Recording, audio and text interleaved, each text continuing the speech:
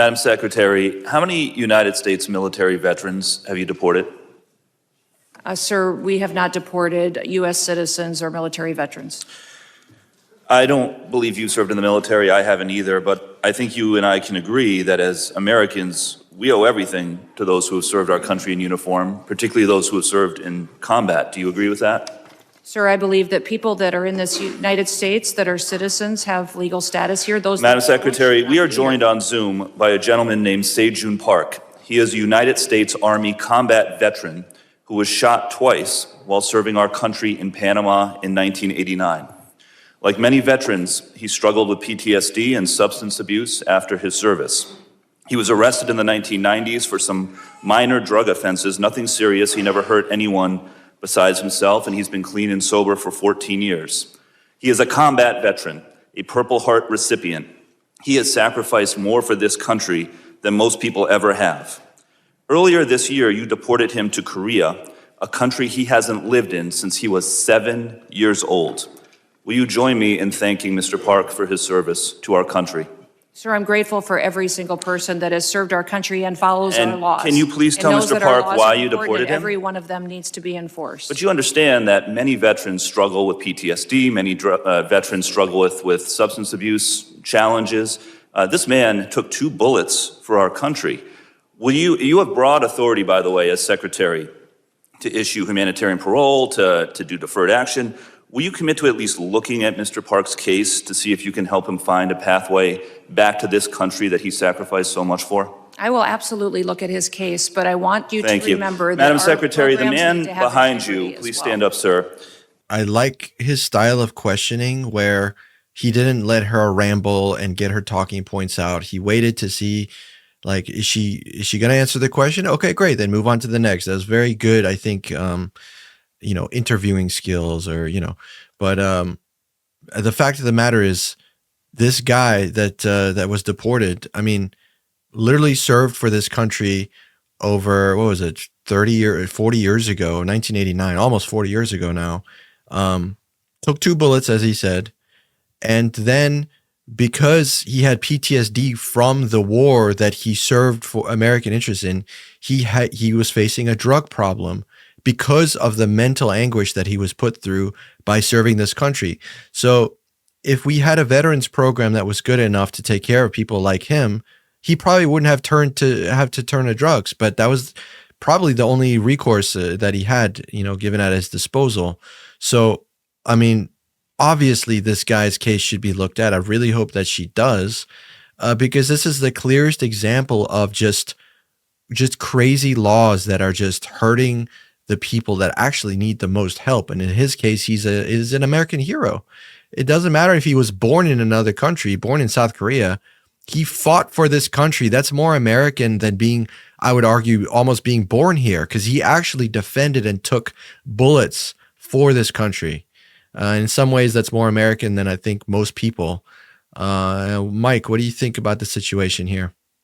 Yeah, I obviously think it's pretty reprehensible that this guy got deported.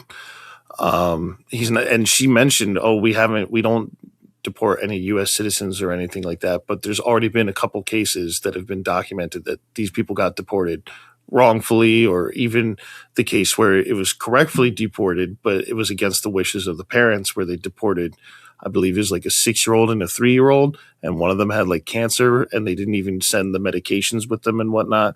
So, but it's also interesting to me that she points out in this guy's case about she got kind of talked over, but she was mentioning how she respects like service members who understand that we have laws and that each law must be upheld and things like that. Basically saying, like, doesn't matter what your crime was, even if you did do, self-harm and you weren't hurting anybody else, but you took drugs, you should still believe that these laws get enforced and whatnot. And it's like, even if you make that argument, then explain like all the abuses happening with ICE, and how they're breaking the law on a regular basis, very blatantly on video. And you've got top officials covering for them, not only to the media, but also within court. and cases being thrown out left and right and center because the judges are accusing them of lying and things like that. So no matter how you cut this, it's just bad news. And to be frank, like, it should be, because as an American, these are people that I would want to be in America. And like you said, I would want our veterans to be cared for, so hopefully they don't have to turn to drugs and things like that. But even if they do, even non-veterans who turn to drugs because their life's in shambles or they're homeless or, whatever, it's an addiction. These people need help. And unless we change our policies, we're just going to see more of it. Thank you. Madam Secretary, the man behind you, please stand up, sir. His name is Jim Brown from Troy, Missouri. He is a Navy combat veteran who served our country in the Gulf War. He's married to a woman named Donna, who came to our country legally from Ireland when she was 11 years old. She has lived here for 48 years. Because of you, Jim's wife, Donna, has been in prison for the last 4 months. She did not come here illegally, and she has never committed any crime other than writing 2 bad checks totaling $80 10 years ago. She is currently in prison and facing deportation. Ms. Noem, will you thank Mr. Brown for his service to our country? Thank you, Mr. Brown, for your service to our country. Now, what possible explanation can there be for locking up his wife for 4 months when she has committed no crime other than writing a couple of bad checks for $80? Sir, it is not my prerogative, my latitude, or my job to pick and choose which laws in this country get enforced. You have and broad which ones discretion don't. as the secretary. We need to follow You can issue the law parole, you and can do all enforce kinds the of things, laws. but you're choosing not to. Will you commit again to just reviewing Donna's case and reuniting this combat veteran with his beloved wife, who also loves this country? I will review the case. So again, very good interrogation there by Representative Magaziner, getting her to confirm that she and the department will at least look at these cases. I think if anything comes from this testimony, if she can at least get the department back on these cases to review them, to see like, hey, is there something we can do? Then that's good. Other than, of course, the optics of this being absolutely terrible for Kristi Noem and the department at large, I think some good can come of this. What do you think, Mike? I hope so. I'm not particularly hopeful that they'll actually go through and follow through on anything, but it could be a situation where they go, man, we got beat up real bad out there. We need to do something about it to show that, like, we're not going to like leave these soldiers behind, or we support legal immigration. Because I think what I want to point out here, even though this is definitely like hardcore political theater, I think the points that Representative Magaziner is making is still pretty good, which is, you start with this veteran who's a U.S.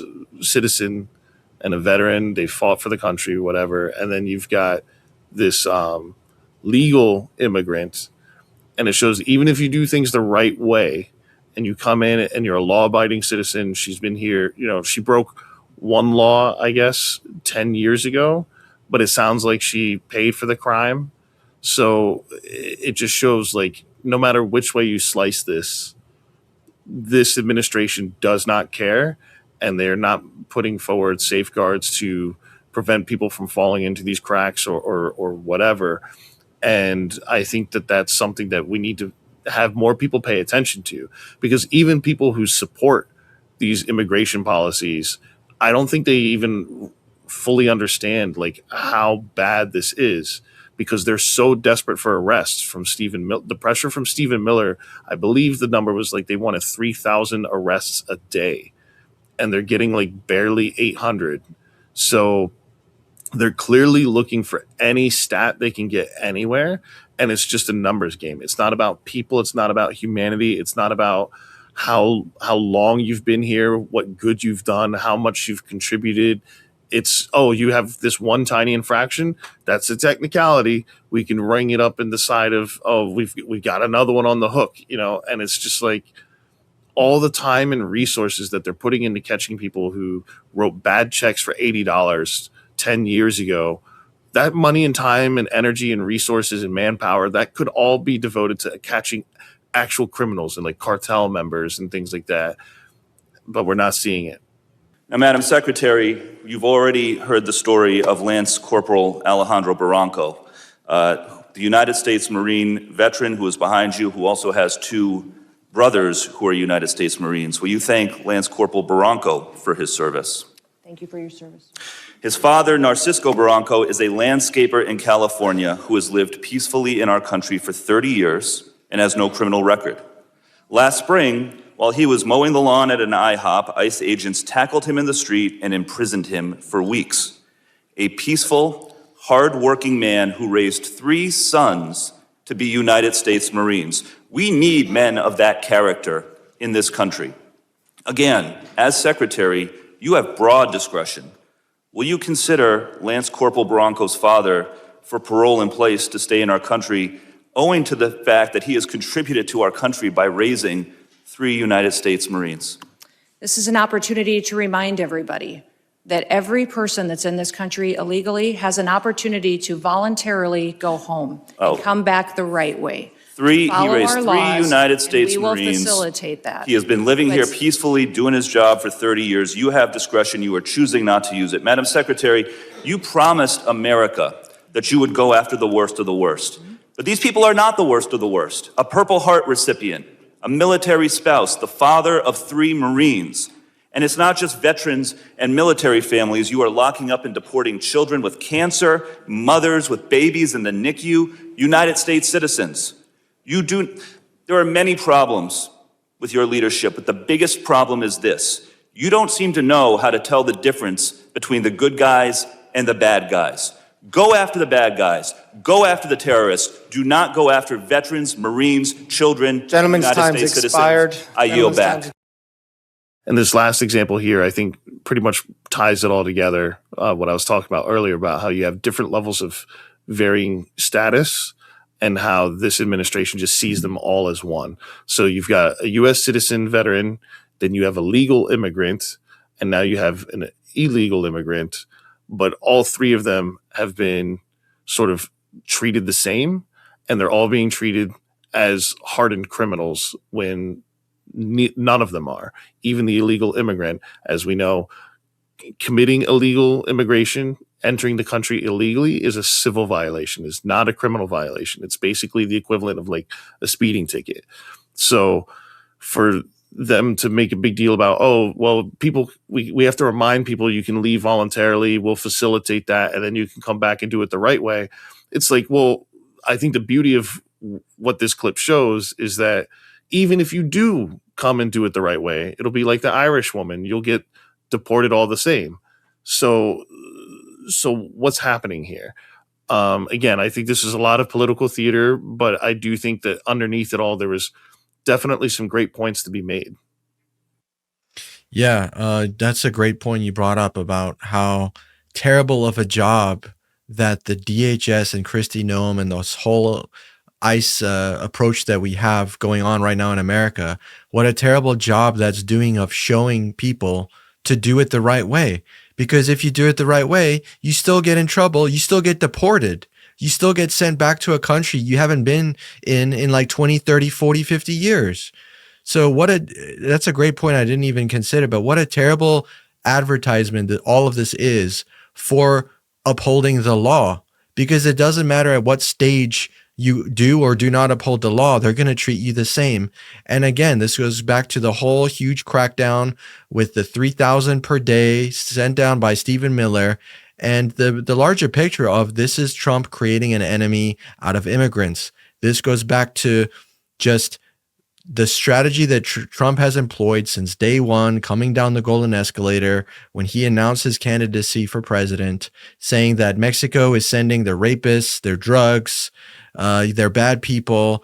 And this has been, it's 10 years later now, literally, and we're still in the same spot of calling these people, immigrants, the enemy. And honestly, I don't know how much longer this whole charade can continue until people start realizing what the real problems are in this country, namely the economic problems that we're seeing with just AI taking all the jobs, inflation through the roof, these crazy tariffs that Trump put on this year, how they're just destroying the economy at large.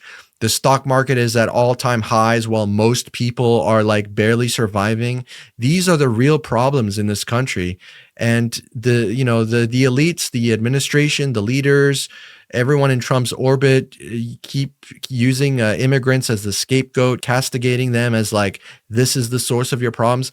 How much longer can this go on before people start really waking up? And I hope it's starting to happen now, because your checkbook doesn't lie, your bank statement doesn't lie, your credit card bills, they certainly don't lie. It's really hard to piece those things together. Like, are immigrants really the reason why I can't pay my credit card bill this month, or is something else going on? Right. There's definitely a lot of otherism going on. This is Trump's bread and butter without question. It's always, well, it's not, like he doesn't even have an economic plan, an economic policy. When he was asked about it during his debates with Kamala Harris, he had nothing. It's always just, we're going to dismantle what exists. Even like Obamacare, they talk about we're going to get rid of Obamacare and things like that. But then it's like, okay, well, what are you going to replace it with? Well, we have a concept of a plan. And it's been 8 years already, and even now they're talking about trying to kill Obamacare after this shutdown, and they can't do it because they have nothing to replace it with. But just to bring all this back to immigration, though, I also want to point out that Operation Catahoula Crunch is now in effect in, I believe it's Louisiana, where this is a operation from the DHS where they tried to, they're specifically going after criminals who were convicted of crimes but released back into the communities, and illegal immigrants that have been re-released. So not only is this a bit disproportionate, I mean, I understand it's DHS, it's immigration, but I'm sure if you looked at American citizens who committed crimes then were released back onto the streets, you'd probably see the same number, if not a much higher number. So the implication is more so like, oh, these illegal immigrants, they get the pass because they're illegal immigrants. And it's like, I don't think that's true. But either way, they made a big deal about this with the DHS website and actually listing names, photos, and charges of crimes of these criminals that they're after. And for me, I think, okay, great. You're finally naming names. You're showing faces. These are things that reporters can kind of verify and double check themselves. And you have lists of crimes. Okay, cool. But these are the worst of the worst that they're listing. And I believe one of the people that they have on there at the end is like a minor who stole liquor from a liquor store. And they even mentioned that he's already been deported. So it's like, why are you even naming him? Why are you showing him? But it's clearly done in a way where they can say, these are the bad guys, but we're going to use this as an excuse to go after everybody. And this blanket treatment needs to stop.